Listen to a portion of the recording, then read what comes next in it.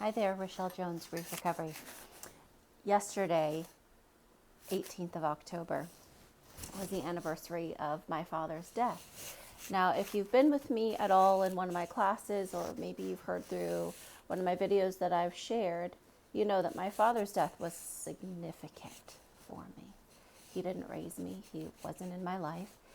Yet, his death shattered my world.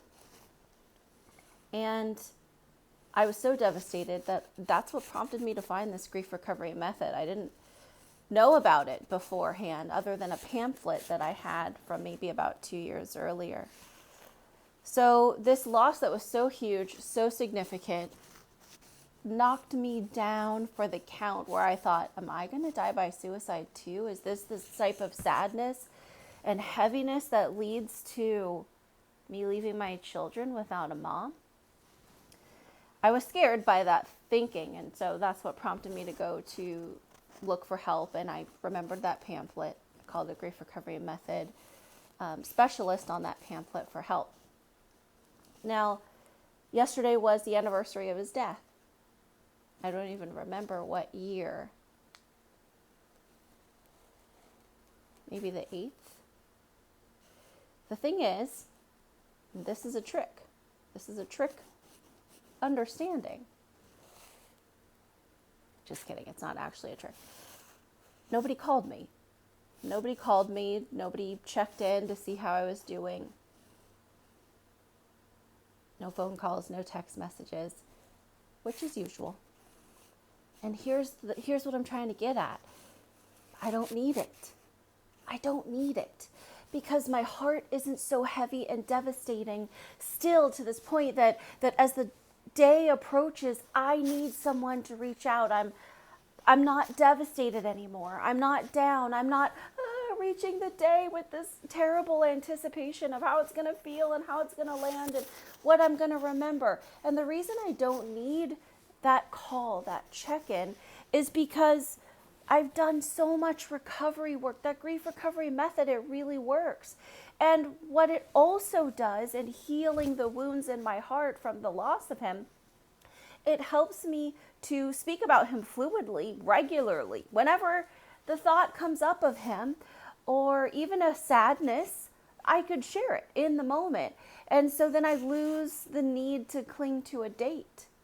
I simply can talk about his birth, his death, his life, what I'm missing, what I wish he were present for, what I wish I would have said or done. I could do this on the regular, and I could do it fluidly without worrying about what the day on the calendar is. Birthdays, holidays, Father's Day, things like this, they just don't plague me. And that's not because I forgot him. That's because I talk about him regularly anyway. No shame, with reckless abandon.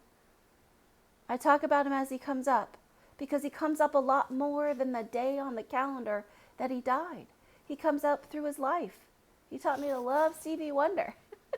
Soul Train, so much music, so much richness that I was able to have introduced into my young life that stayed with me forever. And I don't want to lose that.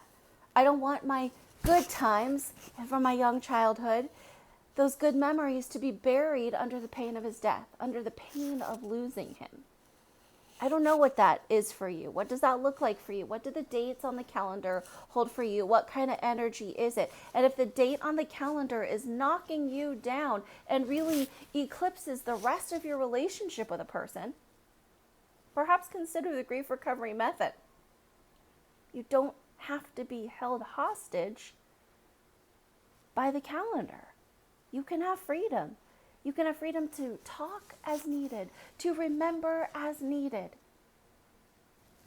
to be sad as needed. You get to have freedom to be human, just like I do. I'd be so glad to help you. Have your freedom. Have your life back. Have less fear around what day it's going to be and what that memory of that day might hold for you. I hope that you'll consider a new way, and I'd be so honored to be with you at that moment. I love you. I'll see you in class.